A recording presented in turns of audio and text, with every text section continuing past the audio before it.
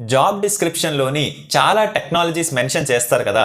అందులోని అన్నీ నాకొచ్చినవైతే ఉండవు. కొన్ని నాకు రానివి ఉంటాయి. అలాంటి జాబ్స్‌కి అసలు మనం అప్లై చేయొచ్చా? లేదా చేయకపోవడం బెటరా? అండ్ ఆల్సో ఫర్ ఎగ్జాంపుల్ మనం ఒక 2 years 7 months experience, 2 years 9 months experience దగ్గర ఉన్నాం. అండ్ ఆ జాబ్ ఓపెనింగ్ అనేది 3 ఇయర్స్ ఎక్స్‌పీరియన్స్ రిక్వైర్మెంట్ చెప్తుంది. సో ఇలాంటి జాబ్ ఓపెనింగ్స్‌కి అప్లై చేస్తే యూజ్ ఉంటదా? లేకపోతే యూజ్ ఉండదా అని అడిగితే ఇక్కడ ఏ జాబ్ ఓపెనింగ్ అయినా కూడా ప్రైమరీ ఫోకస్ ఒకటి ఉంటుంది. For example python developer, for example java developer, for example java spring boot micro services developer. ఇది prime requirement of that particular opening. దానికి ఉన్న సపోర్టింగ్ టెక్నాలజీస్ చాలా ఉంటాయి. ఇప్పుడు ఒక ప్రాజెక్ట్ అంటే అందులో ఈజీలీ ఒక 5 to 10 డిఫరెంట్ టెక్నాలజీస్, ఫ్రేమ్వర్క్స్ అన్నీ ఉంటాయి. అన్నీ మనకు రావాలి అని అయితే ఎక్కడా లేదు. కాకపోతే ఏంటంటే ఆ ప్రైమ్ టెక్నాలజీస్ ఏవైతే ఉంటాయో లైక్ జావా రావాలి, స్ప్రింగ్ బూట్ కాన్సెప్ట్స్ తెలిసి ఉండాలి, మైక్రో సర్వీసెస్ ఎలా వర్క్ అవుతుందో మనకి తెలిసి ఉండాలి. సో ఆ primary goal, primary responsibility technology ఏదైతే ఉందో అది మనకు వచ్చినంత వరకు ఒకటో రెండో పక్కన ఉన్న టెక్నాలజీస్ రాకపోయినా కూడా పర్వాలేదు. ఒకవేళ రిజెక్ట్ చేసేటట్టు అయితే రిక్రూటర్ మనల్ని రిజెక్ట్ చేస్తారు, లేదా టెక్నికల్ ఇంటర్వ్యూయర్ మనల్ని రిజెక్ట్ చేస్తారు. మనల్ని మనమే రిజెక్ట్ చేసుకోవాల్సిన అవసరం అయితే లేదు. ఎందుకంటే అందరికీ ఆ రిక్వైర్మెంట్లో ఉన్న అన్ని టెక్నాలజీస్ వచ్చేయాలని అయితే ఎక్కడా లేదు. అండ్ ఇంటర్వ్యూ అటెండ్ అవ్వకపోవడం వల్ల డిసడ్వాంటేజ్ ఏంటి అంటే మనం కొన్ని క్వశ్చన్స్ మిస్ అయిపోతాం అనమాట. అండ్ ఆల్సో ఇప్పుడు 2 ఇయర్స్ 7 మంత్స్, 2 ఇయర్స్ 8 మంత్స్ మనం ఉండి అక్కడ రిక్వైర్మెంట్ ఏమొచ్చి 3 ఇయర్స్ అని చెప్తుంది, నేను అటెండ్ అవ్వచ్చా అటెండ్ అవ్వకూడదా అంటే ఖచ్చితంగా అప్లై అయితే చేయొచ్చు. ఎందుకు అంటే మన notice period in general 2 or 3 months ఉంటుంది. ఇప్పుడు 2 ఇయర్స్ 9 మంత్స్ దగ్గర తీసుకుందాం. 2 ఇయర్స్ 9 మంత్స్ 2 ఇయర్స్ 8 మంత్స్ దగ్గర తీసుకుంటే మన ఇంటర్వ్యూ ప్రాసెస్ అంతా నడిచేసరికి ఈజీలీ మనకు ఒక 2, 3, 4 వీక్స్ 1 మంత్ అయితే గడుస్తుంది. ఆఫర్ లెటర్ ఫైనల్లీ జనరేట్ అయ్యేసరికి అక్కడి నుంచి మనం ఒక 2-3 మంత్స్ నోటీస్ పీరియడ్ వేసుకుంటే మనం ఆ కంపెనీలో జాయిన్ అయ్యే టైంకి మనకు ఆల్రెడీ 3 ఇయర్స్ వచ్చేసి ఉంటాయి. కొన్నిసార్లు రిక్రూటర్ అనొచ్చు, మనకి ఎవరైతే హెచ్ఆర్ రిక్రూటర్ మనతో టచ్లోకి వస్తారో, ఇలా మీ ఎక్స్పీరియన్స్ ఎంత సార్? నా ఎక్స్పీరియన్స్ 2 ఇయర్స్ 8 మంత్స్, లేదా నా ఎక్స్పీరియన్స్ 2 ఇయర్స్ 9 మంత్స్. అయ్యో అవునా, మేము 3 ఇయర్స్ కోసం చూస్తున్నామండి.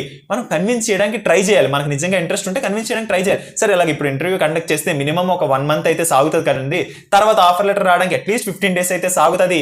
అక్కడి నుంచి నేను రిజైన్ చేసి మీ కంపెనీలోకి వచ్చేసరికి ఈజీలీ నేను 3 ఇయర్స్ 1 మంత్ 3 ఇయర్స్ దగ్గర ఉంటాను. So just give it a thought, కొంచెం కన్సిడర్ చేయండి అని మనం అంటే ఖచ్చితంగా వాళ్ళకి ఒక థాట్ అయితే వస్తుంది. అలా అని చెప్పి మనం లైక్ 2 ఇయర్స్ 6 మంత్స్ దగ్గర ఉన్నప్పుడు 4 ఇయర్స్ ఎక్స్పీరియన్స్కి, లేదా 5 ఇయర్స్ ఎక్స్పీరియన్స్కి 3.5 ఇయర్స్ రిక్వైర్మెంట్ ఉన్న ఇలా అయితే జరిగే పని కాదు. అంటే లైక్ ఒక 1-2 మంత్స్ 3-4 మాక్సిమం 3-4 మంత్స్ డిఫరెన్స్ ఉన్నది మనం కానీ ట్రై చేసినట్టయితే మనకి కొంచెం ఛాన్స్ అయితే ఉంది. సెల్ఫ్ రిజెక్షన్ చేసుకోవాల్సిన అవసరం అయితే లేదు. అప్లై చేస్తాం, ఇంటర్వ్యూ అటెండ్ అవుతాం, క్వశ్చన్స్ అయితే తెలుస్తాయి కదా. మెయిన్ ఇంపార్టెంట్ ఏంటంటే క్వశ్చన్స్ ఏం అడుగుతున్నారు మనకు ఐడియా వస్తే మనం ఇంకేదైనా బెటర్ కంపెనీకి వెళ్ళినప్పుడు మనకు కొంచెం ప్రాక్టీస్ అయ్యి మనం ఆ ఇంటర్వ్యూ ఫ్లోలోకి అయితే వెళ్ళడానికి స్టార్ట్ చేస్తాం. అండ్ నెక్స్ట్ థింగ్, జాబ్ డిస్క్రిప్షన్లోని ఉన్న టెక్నాలజీసే జాబ్లో వాడాల్సి వస్తుందా, ఇంకేం వాడమా అంటే జాబ్ డిస్క్రిప్షన్ వేరే, జాబ్ ఇంటర్వ్యూ వేరే, రియల్ జాబ్ అనేది కంప్లీట్లీ వేరే. జాబ్ ఇంటర్వ్యూలో మనకి ఏవో కొన్ని క్వశ్చన్స్, ప్రోగ్రామాటికల్ క్వశ్చన్స్ అడగొచ్చు. బట్ రియల్ జాబ్లోని మనం వర్క్ చేస్తున్నప్పుడు అసలు వాటితో అవసరమే రాకపోవచ్చు. అసలు రియల్ జాబ్లో మనం కోడ్ చేంజే చేయకపోవచ్చు కొన్ని నెలలు. జస్ట్ అనాలిసిస్ చేసి ఒక చిన్న ఇఫ్ కండిషన్, ఒక చిన్న నల్ చెక్, జస్ట్ అనాలిసిస్ చేసి మన లీడ్కి ఎవరికో షేర్ చేయడమో, లేదా ఒక చిన్న బగ్ ఫిక్స్ చేయడమో, ఒక చిన్న ఫర్ లూప్ మార్చడమో, ఇలాంటి వాటిలోనే మిగిలిపోవచ్చు. సో జాబ్ డిస్క్రిప్షన్ అనేది వేరే, జాబ్ ఇంటర్వ్యూ ప్రిపరేషన్ అనేది వేరే, రియల్ జాబ్ అనేది వేరే. రియల్ జాబ్కి మెయిన్ కోడింగ్ కన్నా ఫస్ట్ అనాలిసిస్ స్కిల్స్, అంటే డీబగ్ చేసి అక్కడ ఇష్యూని ఐడెంటిఫై చేయడం. సొల్యూషన్, మనం ఇష్యూని ఐడెంటిఫై చేసిన తర్వాత సొల్యూషన్ అనేది మన లీడో లేకపోతే ఎవరైతే ఉంటారో వాళ్ళన్నా చెప్తారు, ఓకే ఇలా మనం ఫిక్స్ చేసి వచ్చి దీన్ని. బట్ ఆ ఇష్యూ ఐడెంటిఫై చేసి ఎక్స్ప్లెయిన్ చేయడమే మేజర్ ఛాలెంజ్ మనకి జాబ్లోని. సో ఎప్పుడూ కూడా ఈ సెల్ఫ్ రిజెక్షన్, అక్కడ జాబ్ డిస్క్రిప్షన్ చూసో, ఎక్స్పీరియన్స్ చూసో, కంపెనీ పేరో, టెక్నాలజీస్ అడిగి చూసి సెల్ఫ్ రిజెక్షన్ అయితే మాత్రం చేసుకోవద్దు.